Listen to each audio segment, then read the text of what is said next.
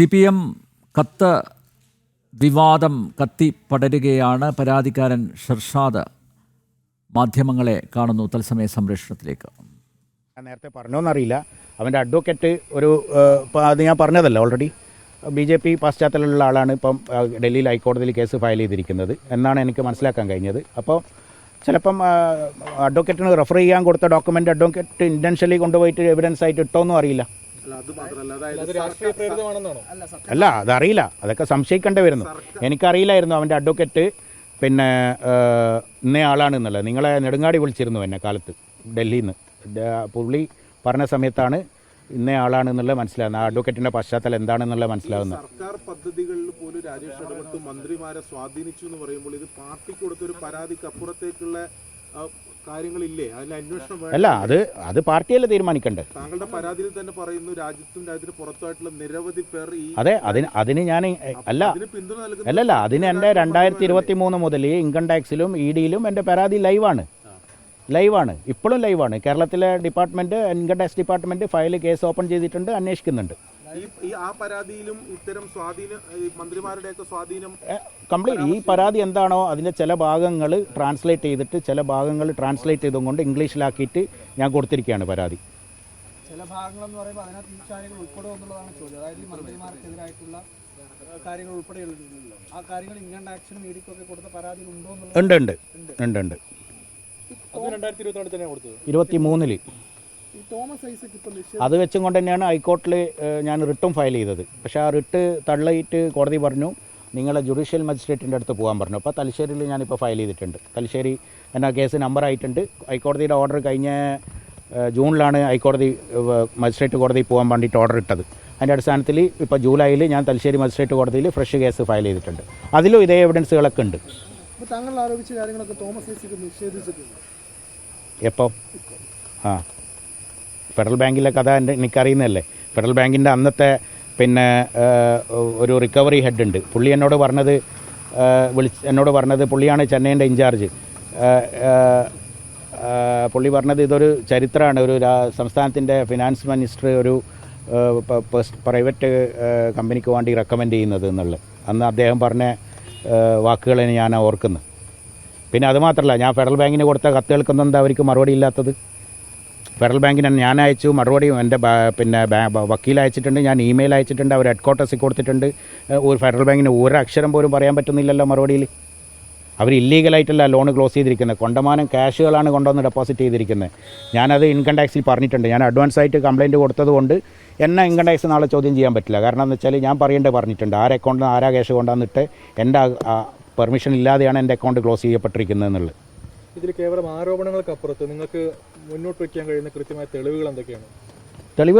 ചില തെളിവുകളൊക്കെ എനിക്ക് UK നിന്നൊക്കെ കിട്ടിയ തെളിവുകൾ എൻ്റെ കയ്യിലുണ്ട്. അതൊക്കെ ഞാൻ ആവശ്യമുള്ള സ്ഥലത്ത് ഇനിയിപ്പോൾ കോടതിയിൽ വന്നല്ലോ, ഇനിയിപ്പോൾ കോടതിയിൽ നമ്മൾ കൊടുത്തല്ലേ പറ്റുള്ളൂ.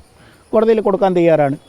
എന്നെ ഇപ്പോൾ ഇന്നലെ രാത്രിയും UK നിന്നൊക്കെ ഇന്നലെയും മെഞ്ഞാന്നൊക്കെ ആൾക്കാർ എന്നെ വിളിച്ചുകൊണ്ടിരിക്കുന്നുണ്ട്. ഇവൻ കാരണം അവിടെ ഞാൻ മാത്രമല്ല പല ആൾക്കാർ ഇവൻ കാരണം അവിടെ ബുദ്ധിമുട്ടിലായിട്ടുണ്ട്. ശോഭനൻ്റെ ഒരു പ്രോഗ്രാം നടത്തിയിട്ട് അതും ഞാൻ പറയുന്നുണ്ട്. ശോഭനൻ്റെ ഒരു പ്രോഗ്രാം നടത്തി കാശ് വിരിച്ചിട്ട് ആ പ്രോഗ്രാം എന്തോ ഇതായില്ല, അങ്ങനെ അത് ഒരുപാട് വിഷയങ്ങളാണ് ദൈനംദിനം വന്നുകൊണ്ടിരിക്കുന്നത്. ഇപ്പം വയനാട് അപകടം നടന്നിട്ട് ഇപ്പോൾ 1 വർഷം കഴിഞ്ഞില്ലേ.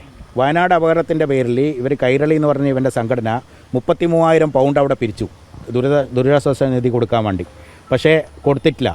ഞാനത് കഴിഞ്ഞ ഏതോ ഒരു മീഡിയയിൽ കഴിഞ്ഞ മാസം പറഞ്ഞപ്പോഴാണ്, ഇപ്പോൾ കഴിഞ്ഞ ഒരു 20 ദിവസം മുമ്പാണ് CM-ന് പൈസ കൊടുത്തത്. 1 വർഷം കഴിഞ്ഞിട്ട്. 1 വർഷം ആ പൈസ അവർ റൊട്ടേറ്റ് ചെയ്തു. 33,000 പൗണ്ട് എന്ന് പറഞ്ഞാൽ നമ്മുടെ ഇവിടുത്തെ 35 ലക്ഷം രൂപയായി ഇന്ത്യയിലെ. ഷ്യാമിനെ നമ്മൾ ഫ്രണ്ട്ഷിപ്പ് പണ്ട് മുതലേ ഉള്ള പരിചയമാണ്. നമ്മൾ സിനിമാ മേഖലയായിട്ട് ചെന്നൈയിൽ നിന്ന് പരിചയപ്പെട്ടാണ്. ഷ്യാം സിനിമയിൽ ചീഫ് അസോസിയേറ്റ് ആണല്ലോ രഞ്ജിത്തിൻ്റെ കൂടെ. ചെന്നൈയിലൊക്കെ ഷൂട്ട് ചെയ്തിട്ട് ബന്ധപ്പെട്ട് വരാറുണ്ട്. അങ്ങനെ പരിചയമായതാണ്. അന്നൊന്നും മാഷ് വലിയ ലീഡറൊന്നുമല്ല. ഒരു ഷ്യാം സിനിമയിലുള്ള ഒരു മലയാളി എന്നുള്ള രീതിയിൽ പരിചയമായതാണ്.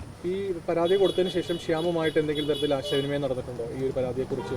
ഉണ്ട്, ഒരുപാട് സംസാരിച്ചിട്ടുണ്ട്. അതായത് പുള്ളി ഫോണിൽ സംസാരിക്കില്ല, നേരത്തെ വന്നാൽ. അതായത് സ്വാഭാവികമാണല്ലോ, എന്നെ ഒഴിവാക്കണം, ഞാനെന്താ ചെയ്തതിന്, ഞാനൊരു രക്ഷയ്ക്ക് വേണ്ടി അന്ന് അവൻ്റെ അടുത്ത് പോയി അവനത് സഹായിച്ചു എന്നല്ലാതെ വേറെ എന്താ ഞാൻ എന്നുള്ളത്. അങ്ങനെ സ്വാഭാവികമായിട്ട് ആ പുള്ളിക്ക് പ്രൊട്ടക്റ്റ് ചെയ്യാൻ വേണ്ടിയിട്ടുള്ള കാര്യങ്ങൾ അത്രയില്ല.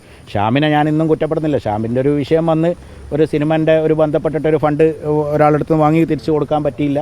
അതങ്ങനെ ഇഷ്യൂ ആയി. അത് വലിയൊരു സീരിയസ് ഇഷ്യൂ അല്ല അത്. അതിപ്പോൾ എന്തിനാണ് ഞാനിതിനകത്ത് ഷ്യാം ട്രാപ്പ് ചെയ്യപ്പെടാനുള്ള എവിഡൻസ് ആയിട്ട് ആ വാക്ക് പറഞ്ഞെന്ന് മാത്രമേ ഉള്ളൂ. എന്തുകൊണ്ടാണ് ഷ്യാമിനെ ഇവൻ ടാർഗറ്റ് ചെയ്യുന്നത് അത് മാത്രമേ പറഞ്ഞിട്ടുള്ളൂ. അപ്പോൾ പാർട്ടി സെക്രട്ടറിയും ഷ്യാമും ഈ രാജേഷിന്റെ ട്രാപ്പിൽ പെടുന്നതാണ്. സെക്രട്ടറി എന്ന് പറയാൻ പറ്റില്ല. സെക്രട്ടറിയുടെ മകൻ വന്നു കഴിഞ്ഞാൽ സ്വാഭാവികമായിട്ടും അച്ഛൻ എന്നുള്ള രീതിയിൽ ഒന്നിക്കണ്ട മകനെ തള്ളി പറയണം, അല്ലെങ്കിൽ മകൻ്റെ കൂടെ നിൽക്കണം. ഇതേ പറയാൻ പറ്റൂ. ശ്യാമും താങ്കളും തമ്മിൽ ബന്ധമുണ്ടോ? ഞാൻ പറഞ്ഞല്ലോ ഇപ്പോൾ സൗഹൃദ ബന്ധം മാത്രമാണ്. സിനിമ ഇൻഡസ്ട്രിയിൽ പരിചയമായതാണ്. പുള്ളി സിനിമ ചാനലിലൊക്കെ വരാറുണ്ടായിരുന്നു. അസോസിയേറ്റ് മറ്റേ രഞ്ജിത്തിൻ്റെ അസോസിയേറ്റ് ആണല്ലോ. ഒരുപാട് സിനിമ ഒരുമിച്ച് അവർ ചെയ്തിട്ടുണ്ട്. അങ്ങനെയുള്ള പരിചയമാണ്. ഇതെന്താണ് ഈ രാജേഷ് ഉദ്ദേശിക്കുന്നത്? ഇങ്ങനെ കോടതിയിൽ സമർപ്പിച്ചു ഉദ്ദേശിക്കുന്നത് എന്താണ്? എങ്ങനെ രാജേഷിന്റെ ലക്ഷ്യം എന്തായിരിക്കും? അതാണ് ഇപ്പോൾ എല്ലാവരും ഇന്ന് കാലത്ത് മുതൽ ചോദിക്കുന്നത്. അതായത് നിങ്ങൾക്ക് പാർട്ടിക്ക് ഞാൻ കൊടുത്ത കംപ്ലയിൻറ്റ് നിങ്ങളെ കയ്യിൽ കിട്ടി, മനസ്സിലായി. അത് വെച്ചിട്ട് നിങ്ങൾ അതിനെ പ്രൊട്ടക്റ്റ് ചെയ്യാനുള്ള ഒരു സ്റ്റേറ്റ്മെൻറ്റോ അല്ലെങ്കിൽ ഒരു കംപ്ലയിൻറ്റ് കോപ്പി തയ്യാറാക്കുന്നതിന് പകരം എവിഡൻസ് നമ്പർ 1 ആയിട്ട് അത് കൊടുക്കാൻ പാടില്ലല്ലോ. അത് ഉദ്ദേശം എന്താണെന്ന് വെച്ചാൽ അതാ ഞാൻ പറഞ്ഞേ, ചിലപ്പോൾ അഡ്വക്കേറ്റ് ബൈ മിസ്റ്റേക്ക് കൊടുത്തതാവാം, അല്ലെങ്കിൽ ഇൻറ്റൻഷ്യലി കൊടുത്തതാവാം. അവരുടെ രാഷ്ട്രീയ പശ്ചാത്തലം നോക്കുമ്പോൾ അങ്ങനെ ഒരു പ്രശ്നമുണ്ട്. അപ്പോൾ അങ്ങനെ കൊടുത്തതാവാം. അല്ലെങ്കിൽ ആരെങ്കിലും ഇപ്പോൾ ആർക്കും ചിന്തിച്ചിട്ട് കിട്ടാത്തൊരു വിഷയമാണത്. എന്തിന് ഈ കംപ്ലയിൻറ്റ് കോപ്പി കോടതിയിൽ കൊണ്ടുപോയി കൊടുത്തു? നിൻ്റെ കയ്യിൽ കിട്ടിയത് ഓക്കെ, നിനക്കത് വെച്ചിട്ട് കൗണ്ടർ കംപ്ലയിൻറ്റ് പ്രിപ്പയർ ചെയ്യുക കോടതിയിൽ കൊടുക്കാൻ. തെളിവായിട്ട് ഇത് കൊടുക്കാമെന്ന് പറഞ്ഞു കഴിഞ്ഞാൽ നാളെ പാർട്ടി അതിലും എന്നെ അത്ഭുതപ്പെടുത്തിയത് അതിലും വലിയ വിഷയം അത് ചോർന്നെന്ന് പറഞ്ഞിട്ട് അയച്ച മെയിലും ചോർന്നു, അതും ചോർന്ന്. പാർട്ടിയെ മനഃപൂർവ്വം അപമാനിക്കാൻ വേണ്ടി രാജേഷ് ചെയ്തതാണെന്നാണോ കരുതുന്നത്? 100%. ഇപ്പോൾ പാർട്ടി രാജേഷിനെ എന്നെക്കൊണ്ട് പാർട്ടിക്ക് യാതൊരു ദോഷവും ഉണ്ടായിട്ടില്ല ഇതുവരെ എന്ന് വിചാരിക്കുന്നു. രാജേഷിനെ കൊണ്ടുണ്ടായത് ചില്ലറ ബുദ്ധിമുട്ടല്ല. അപ്പം രാജേഷ് കാരണം നശിച്ച കുടുംബങ്ങളുടെ കണക്ക് ലിസ്റ്റ് ഇനിയിപ്പോൾ അടുത്ത് പുറത്തു വരും. ഒരുപാട് ആൾക്കാർ ബന്ധപ്പെടുന്നുണ്ട്. അതിലൊരാളാണ്. എന്നെപ്പോലെ തന്നെ പാർട്ടിയുടെ area secretary, area committee member, ഒരു സ്ത്രീയുടെ മകൻ്റെ കുടുംബം, പിന്നെ വേറൊരു മറ്റേ നമ്മളെ തിരുവല്ലയിലുള്ള ഒരാളുടെ കുടുംബം, ഇങ്ങനെ പല കുടുംബങ്ങളും നശിച്ചിട്ടുണ്ട്. താങ്കൾ തന്നെ പറയുന്ന രാജേഷിന് ഉന്നതങ്ങളിൽ ബന്ധമുണ്ട്, പിടിപാടുണ്ടെന്ന്. ഇപ്പോൾ ഇങ്ങനെ രാജേഷിനെ തുറന്നൊരു പോര് നടത്തുമ്പോൾ സ്വാഭാവികമായിട്ട് ഉണ്ടാകുന്ന ഭീഷണികളിൽ ഭീഷണി ഉണ്ടാവും. ഇപ്പം നാളെ തന്നെ ഇപ്പം സൈബർ പോരാളി ഷാജിമാരും അൻവറില്ല, അതേപോലെയുള്ള അൻവർമാരൊക്കെ വരും, പോരാളി ഷാജിമാർ ഇതൊക്കെ വരും. നമ്മൾ സത്യം എൻ്റെ അടുത്താണ്. എനിക്കതിൽ യാതൊരു എന്നെ അറിയുന്ന ആൾക്കാർക്കും എന്നായിട്ട് ബന്ധപ്പെട്ട എല്ലാവർക്കും സത്യം എന്താണെന്ന് അറിയാം. അതിൽ ഞാൻ ആരെയും ബോധ്യപ്പെടുത്തേണ്ട ആവശ്യമില്ല. ഭയവുമില്ല. ഭയക്കേണ്ട ആവശ്യം എന്താ ഉള്ളത്? ഇനിയിപ്പോൾ അവരെന്താ മാക്സിമം ചെയ്യുക? എനിക്കിപ്പോൾ ഓൾറെഡി എൻ്റെ കുടുംബം എല്ലാം നഷ്ടപ്പെട്ട് നിൽക്കുകയാണ്. മാക്സിമം അവർ കൊല്ലുമായിരിക്കും. ഇതിനപ്പുറമൊന്നും ചെയ്യാൻ കഴിയില്ലല്ലോ.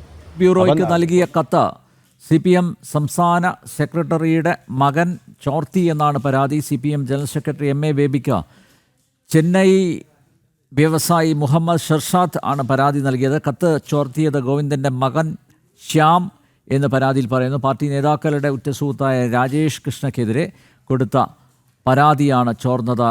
ടിൻഡു ദാസ് ചേരുന്നു. ടിൻഡു, മന്ത്രിമാരുടെ അടക്കം സാമ്പത്തിക ഇടപാടുകൾ ഒക്കെ പുറത്തു വരുന്ന വെളിപ്പെടുന്ന ആ കത്താണ് ചോർന്നത്, ആ ഒരു കുറിപ്പാണ് ചോർന്നത്. ഇത് പാർട്ടിക്ക് വലിയ ക്ഷീണം ഉണ്ടാക്കില്ലേ?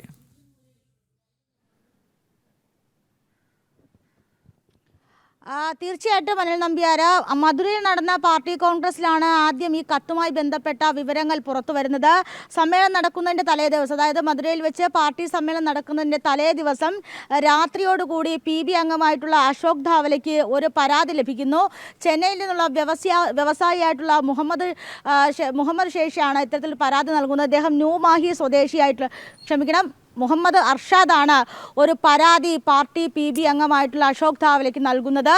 ഇദ്ദേഹം ന്യൂമാഹി സ്വദേശിയാണ്. ഈ പരാതിയിൽ പറയുന്നത് ഇങ്ങനെയാണ്: ഒരു സാമ്പത്തിക തട്ടിപ്പും സാമ്പത്തിക ക്രമക്കേടുമായി ബന്ധപ്പെട്ട വിവരങ്ങളായിരുന്നു ഈ പരാതിയിൽ പറയുന്നത്. അന്ന് UK നിന്നെത്തിയിട്ടുള്ള ഒരു വ്യവസായി രാകേഷ് കൃഷ്ണ പാർട്ടി കോൺഗ്രസിൽ പങ്കെടുത്തതും പിന്നീട് ആ പാർട്ടി കോൺഗ്രസിൽ നിന്നും രാകേഷ് കൃഷ്ണയെ പറഞ്ഞു വിടുന്നതും ഒക്കെ വാർത്തയായിട്ടുണ്ടായിരുന്നു. എങ്കിലും ഇത് വലിയ രീതിയിലുള്ളൊരു വാർത്തയായിട്ടില്ല. ഒരു UK നിന്നുള്ള വ്യവസായി എങ്ങനെയാണ് ഇത്തരത്തിലുള്ളൊരു പാർട്ടി കോൺഗ്രസിൻ്റെ പരിപാടിയിൽ പങ്കെടുക്കുന്നത് എന്ന തരത്തിലുള്ള വിവാദം അല്ലെങ്കിൽ അത്തരത്തിലുള്ള വാർത്തകൾ പുറത്തു വരികയും അന്ന് വൈകുന്നേരം തന്നെ PB ഒരു യോഗം ചേരുകയും ഈ പത്തനംതിട്ട ഇലന്തൂർ സ്വദേശിയായിട്ടുള്ള രാകേഷ് കൃഷ്ണയെ പാർട്ടി യോഗത്തിൽ പങ്കെടുക്കാൻ അനുവദിക്കാതെ പറഞ്ഞു വിടുകയാണ് ചെയ്തത്. അപ്പോൾ അതൊരു വ്യവസായി എന്ന നിലയിൽ പറഞ്ഞു വിടുകയായിരുന്നു എന്നാണ് അവിടെ അന്ന് വന്ന ഒരു വിവരങ്ങളെന്ന് പറഞ്ഞത്. പക്ഷേ ഇന്ന് ഇത്തരത്തിൽ ഈ ന്യൂമാഹി സ്വദേശിയായിട്ടുള്ള ചെന്നൈയിൽ നിന്നുള്ള വ്യവസായിയായിട്ടുള്ള മുഹമ്മദ് അർഷാദ് പാർട്ടിക്ക് നൽകിയ കത്ത് കത്ത് അത് ഡൽഹി കോടതിയിലെ മാനനഷ്ട കേസിൻ്റെ പ്രധാന തെളിവായി വന്നിരിക്കുന്നതാണ് ഏറ്റവും പ്രധാനപ്പെട്ട കാര്യം. പാർട്ടി നേതൃത്വത്തിന് നൽകിയ കത്ത് ഇത്തരത്തിൽ MV ഗോവിന്ദൻ്റെ മകൻ ശ്യാംജിത്താണ് ചോർത്തിയതെന്നും ഈ വ്യവസായി ഇപ്പോൾ വെളിപ്പെടുത്തിയിട്ടുണ്ട്. അത് പാർട്ടിയെ സംബന്ധിച്ചിടത്തോളം ഏറ്റവും ക്ഷീണമായിട്ടുള്ള കാര്യമാണ്. കാരണം PB അംഗത്തിന് നൽകിയ പരാതി, ആ പരാതി സംസ്ഥാന സെക്രട്ടറിയുടെ മകൻ ചോർത്തി, അത് ഒരു പ്രധാനപ്പെട്ട കേസിൻ്റെ രേഖയായി മാറുന്നു എന്ന് പറയുമ്പം പാർട്ടിയെ സംബന്ധിച്ചിടത്തോളം അത് ഏറ്റവും ക്ഷീണമുണ്ടാക്കുന്ന കാര്യമാണ്. നമുക്കറിയാം CPM-നെ സംബന്ധിച്ചിടത്തോളം വാർത്തകൾ ലഭിക്കുന്നതൊക്കെ വളരെ രഹസ്യ സ്വഭാവമായിട്ടാണ്. പക്ഷേ ഇത്രയും പ്രധാനപ്പെട്ട ഒരു രേഖ അല്ലെങ്കിൽ കത്ത് തന്നെ അത് ഒരു കോടതി രേഖയായിട്ട് മാറുന്നത് പാർട്ടിയെ സംബന്ധിച്ചിടത്തോളം അത് വലിയ രീതിയിൽ ക്ഷീണമുണ്ടാക്കുകയും മറുപടി പറയേണ്ട കാര്യമാണ്. ഏറ്റവും പ്രധാനപ്പെട്ട കാര്യം UK-യിൽ നിന്നുമുള്ള ഈ വ്യവസായി കൂടിയായിട്ടുള്ള രാകേഷ് കൃഷ്ണയ്ക്ക് കേരളത്തിലെ പ്രധാനപ്പെട്ട CPM നേതാക്കന്മാരുമായിട്ടും സംസ്ഥാന സർക്കാരിൻ്റെ പ്രതിനിധികളുമായിട്ട് ബന്ധമുണ്ട് എന്ന് ഈ കത്തിൽ വ്യക്തമായിട്ട് പറയുന്നുണ്ട്. സംസ്ഥാന സർക്കാരിൻ്റെ പല ബ്രാൻഡഡ് പ്രോഗ്രാംസുകളും അതോടൊപ്പം സംസ്ഥാന സർക്കാർ നടത്തുന്ന പല ബ്രാൻഡഡ് പരിപാടികളിലും UK-യിൽ നിന്നുമുള്ള ഈ വ്യവസായിയുടെ സഹായത്തോടു കൂടി അതോടൊപ്പം തന്നെ ഈ മുഹമ്മദ് അർഷാദിൻ്റെ സഹായത്തോടു കൂടി ഇത്തരത്തിൽ ചില പരിപാടികൾ, അതായത് അൺഓതറൈസ്ഡ് ആയിട്ടുള്ള പരിപാടികൾ സംഘടിപ്പിക്കുകയും അവിടെ ഫണ്ട് ഒഴുക്കുകയും ചെയ്യുന്നു എന്നുള്ളതൊന്നും ഈ പരാതിയിൽ പറയുന്നുണ്ട്. അപ്പോൾ സർക്കാരിനെതിരെയും പാർട്ടി നേതാക്കൾക്കെതിരെയും ഗുരുതരമായിട്ടുള്ള സാമ്പത്തിക ആരോപണങ്ങൾ ഉൾപ്പെടുന്ന ഒരു കത്താണ് ഇപ്പോൾ ചോർന്നിട്ടുള്ളത്. ഈ കത്ത് കൈമാറ്റം അതുകൊണ്ട് തന്നെയാണ് ഈ ചോർച്ച വിവാദമാകുന്നത്. കാരണം CPM-ലെ പല നേതാക്കന്മാരുടെയും ബിനാമിയാണ് ഈ UK ആസ്ഥാനമാക്കി വ്യവസായം നടത്തുന്ന രാജേഷ് കൃഷ്ണ. മലയാളിയാണ്. ആ രാജേഷ് കൃഷ്ണ ബിനാമിയാണ്. രാജേഷ് കൃഷ്ണയുടെ ചില ഇടപാടുകൾ, സാമ്പത്തിക ഇടപാടുകൾ നേരത്തെയും വലിയ പരാതിയായി വന്നിരുന്നു. ഇപ്പോൾ കൃത്യമായിട്ടുള്ള ഒരു രേഖ, അതായത് മന്ത്രിമാരുടെ അടക്കം സാമ്പത്തിക ഇടപാടുകളുടെ രേഖ കോടതിയിലൊരു തെളിവായി വന്നു എന്നതാണ് പാർട്ടിക്ക് വലിയ ക്ഷീണമായിരിക്കുന്നത്. കത്ത് വിവാദം പുകയുകയാണ്. പോളിറ്റ് ബ്യൂറോയ്ക്ക് നൽകിയ പരാതി അത് CPM സംസ്ഥാന സെക്രട്ടറി MV ഗോവിന്ദൻ്റെ മകൻ ശ്യാം ചോർത്തി എന്നാണ് ഇപ്പോൾ പുറത്തു വരുന്ന വിവരം. CPM ജനറൽ സെക്രട്ടറി MA ബേബിക്ക് ചെന്നൈ വ്യവസായി മുഹമ്മദ് ഷർഷാദ് ആണ് പരാതി നൽകിയത്. കത്ത് ചോർത്തിയത് ഗോവിന്ദൻ്റെ മകൻ ശ്യാം. എന്തായാലും വരും ദിവസങ്ങളിലും ഇത് വലിയ വിവാദമായി മുന്നോട്ട് പോകും എന്ന് തന്നെയാണ് കരുതുന്നത്. ടിൻഡു ആണ് വിവരങ്ങൾ നൽകിയത്.